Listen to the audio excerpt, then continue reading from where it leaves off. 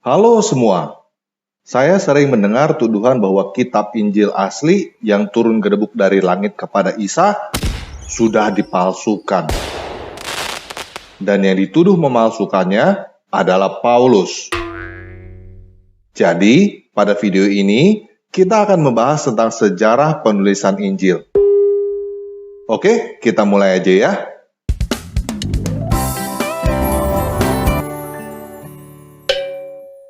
Nah, banyak yang berpikir bahwa kitab suci yang dipegang oleh umat Kristen disebut Injil.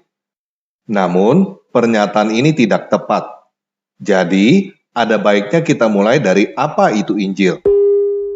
Kata Indonesia Injil adalah kata serapan dari kata Arab Injil. Sedangkan kata Arab Injil adalah kata serapan dari kata Yunani Evangelion. Iu mempunyai arti baik, sedangkan Evangelion mempunyai arti berita. Jadi, Injil artinya adalah berita baik. Itu juga sebabnya di dalam bahasa Inggris disebut gospel, yang mempunyai arti good spell. Nah, apa berita baiknya? Berita baiknya adalah Yesus yang mati disalibkan, bangkit dari kematian, lalu naik ke langit dan hidup abadi. Berita baik ini disaksikan oleh banyak orang.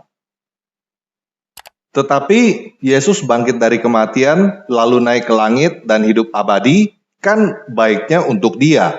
Apa hubungannya dengan kita? Hubungannya adalah Yesus naik ke langit untuk menyediakan tempat bagi kita yang percaya kepadanya, dan suatu saat nanti dia akan kembali ke dunia untuk membangkitkan kita dari kematian juga, seperti dia bangkit dari kematian. Jadi, setelah kita mati, bukan arwah kita masuk ke surga atau neraka di dalam kematian, tetapi kita akan keluar dari kematian itu dan hidup abadi bersama dengan Yesus. Itu berita baiknya untuk kita. Jadi, Yesus bukanlah orang yang diberikan buku yang turun gedebuk dari langit yang berjudul Injil. Tetapi, Yesus itu sendiri adalah Injilnya. Yesus itu sendiri adalah berita baiknya. Nah, apakah berita tentang kebangkitan Yesus dan kenaikannya langsung diterima oleh masyarakat? Tentu aja tidak. Kebangkitan Yesus dari kematian tidak sesuai dengan doktrin arwah masuk surga atau neraka di dalam dunia orang mati, dan juga dianggap menentang Tuhan. Jadi, pada saat itu, orang-orang yang menyebarkan berita bahwa Yesus bangkit dari kematian dianggap menyebarkan berita bohong. Mereka ditangkap, dipenjara, dipersekusi, dan bahkan dibunuh, seperti Stefanus yang dirajam batu di depan publik. Namun orang-orang yang memberitakan Injil, orang-orang yang memberitakan kabar baik bahwa Yesus bangkit dari kematian, tidak berhenti walaupun mereka dipersekusi dan bahkan dibunuh. Malahan, orang-orang yang menjadi percaya bertambah banyak. Di antaranya adalah Paulus yang tadinya ikut mempersekusi orang-orang yang percaya, berbalik menjadi ikut memberitakan bahwa Yesus bangkit dari kematian. Hal itu terjadi karena Paulus berjumpa langsung dengan Yesus yang bangkit dari kematian itu. Jadi, apakah karena Paulus orang-orang menjadi Kristen? Tidak. Karena sebelum Paulus, sudah ada orang-orang yang percaya kepada Yesus, dan mereka sudah tersebar di mana-mana. Apakah karena Paulus menjadi orang percaya dan ikut memberitakan Injil, langsung semua orang jadi ikutan percaya juga? Tentu tidak. Paulus malahan juga ikutan dipersekusi. Dia dianggap memecah belah bangsa dan ditangkap. Tetapi karena Paulus adalah orang Yahudi berwarga negara Romawi, dia tidak bisa dihukum mati oleh Mahkamah Agama Yahudi. Oleh karena itu, dia dibawa dan ditahan untuk diadili di Roma. Apakah Paulus mendirikan gereja atau memimpin gereja di Roma? Tidak. Paulus menulis surat untuk gereja di Roma sebelum dia pernah datang ke Roma. Jadi, gereja atau kumpulan orang-orang yang percaya kepada Yesus sudah ada di Roma sebelum Paulus datang ke Roma. Dan Paulus menulis beberapa surat untuk gereja-gereja yang sudah ada ketika dia di dalam penjara.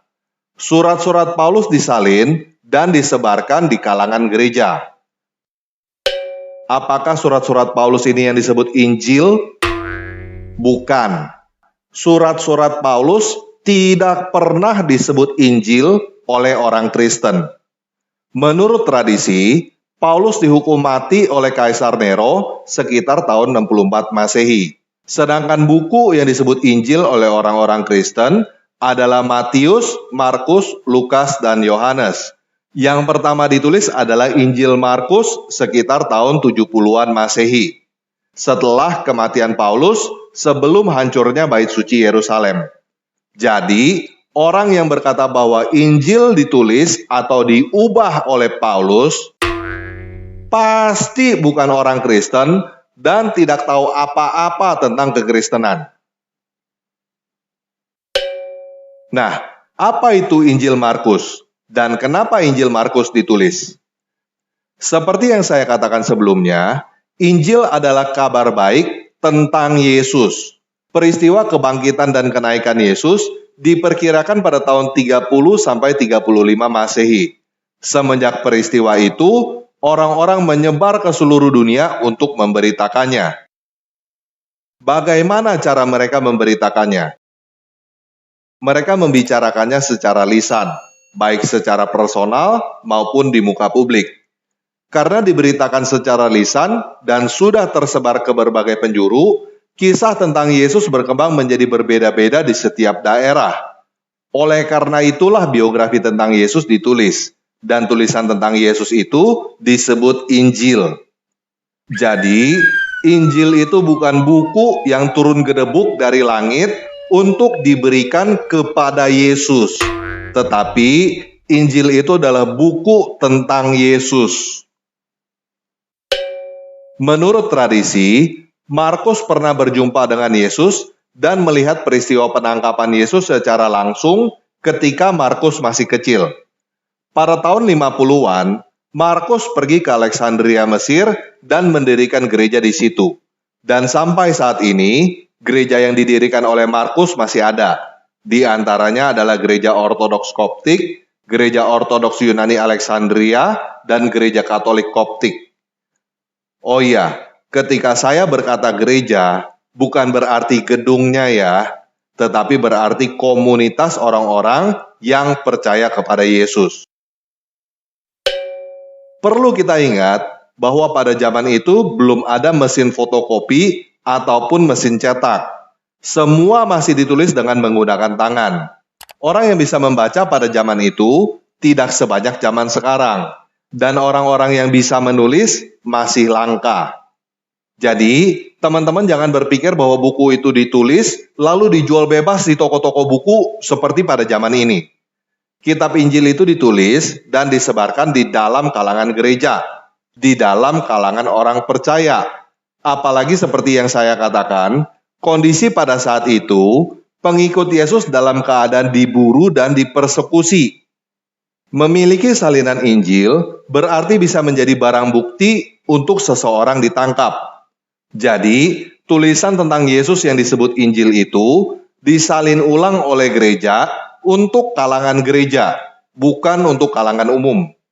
Tulisan yang dianggap benar oleh gereja-gereja pada zaman itu disalin ulang oleh gereja dan disebarkan ke gereja yang lain. Tulisan yang dianggap tidak benar tidak disalin ulang dan bahkan ditolak oleh gereja. Walaupun sebuah tulisan mengisahkan cerita menarik seperti Yesus lahir di bawah pohon korma atau Yesus menciptakan burung dari tanah liat, tulisan itu ditolak oleh gereja-gereja karena cerita itu memang tidak benar. Pada waktu itu ada 5 gereja besar yang dianggap berotoritas, independen, dan saling mengakui, yaitu gereja di Yerusalem, gereja di Mesir, gereja di Syria, gereja di Konstantinopel, dan gereja di Roma. Di antara sekian banyak tulisan tentang Yesus, hanya 4 yang diakui oleh semua gereja, yaitu Injil Markus yang ditulis sekitar tahun 70-an, Injil Matius dan Injil Lukas yang ditulis sekitar tahun 80-an sampai 90-an, dan Injil Yohanes yang ditulis sekitar tahun 90-an. Sekarang ini, kita tidak mempunyai Injil yang ditulis sendiri oleh Matius, Markus, Lukas, atau Yohanes. Tetapi, kita mempunyai ribuan salinannya yang tersebar di seluruh penjuru dunia dan tersimpan dengan rapi di museum-museum. Jumlah salinan biografi tentang Yesus yang disebut Injil itu melebihi semua salinan tentang siapapun yang hidup pada zaman itu. Bahkan jauh melebihi jumlah salinan biografi tentang kaisar. Apakah ada perbedaan pada salinan-salinan itu? Tentu aja ada, namanya juga disalin dengan tangan. Apakah ada penambahan atau pengurangan di dalam salinan-salinan itu? Mungkin saja terjadi. Bisa aja si penulis awal lupa atau salah menulis sesuatu, lalu ditambahkan atau direvisi oleh si penulis itu sendiri atau oleh para penyalin lainnya. Namun yang pasti, kisah yang tercatat di dalam keempat Injil yang ada di dalam Alkitab diakui, disalin, disebarkan, dan disimpan oleh gereja-gereja yang tersebar di seluruh dunia pada abad pertama. Dari dulu sampai sekarang, banyak orang yang terus meneliti Injil. Banyak orang yang membandingkan teks yang ada pada zaman kita sekarang ini dengan teks yang ada pada zaman dulu. Orang Kristen tidak pernah klaim bahwa Injil adalah buku yang turun gedebuk dari langit, tidak pernah berubah, dan sama di seluruh dunia, padahal kenyataannya tidak begitu. Orang Kristen tidak butuh klaim dusta setinggi langit yang ujung-ujungnya cuma disuruh percaya buta. Jadi, Injil bukan ditulis sebelum adanya gereja-gereja. Injil bukan ditulis atau diubah oleh Paulus, karena Paulus sudah meninggal sebelum Injil ditulis. Dan Injil juga bukan ditulis oleh pemerintahan Romawi. Injil ditulis hanya selang puluhan tahun setelah peristiwa kebangkitan dan kenaikan Yesus, ketika para saksi mata masih hidup dalam kondisi dipersekusi tanpa kekuasaan atau kepentingan politik. Nah, kenapa Injil Barnabas tidak masuk ke dalam Alkitab? Karena Injil Barnabas adalah dongeng yang ditulis pada tahun 1700-an, lebih dari 1000 tahun setelah kematian Muhammad, dan kemungkinan ditulis di Spanyol oleh orang Islam. Kenapa orang Kristen tidak hafal Injil? Karena orang Kristen disuruh mengerti tanpa perlu menghafal, bukan disuruh menghafal tanpa mengerti. Orang yang menghafal apa yang tidak dia mengerti adalah orang bodoh. Oke, sekian video kali ini. Yesus Kristus penguasa saya turun ke dunia, mati lalu bangkit dari kematian, dan naik ke langit karena Dia mengasihi kamu dan ingin memberikan hidup abadi untuk kamu.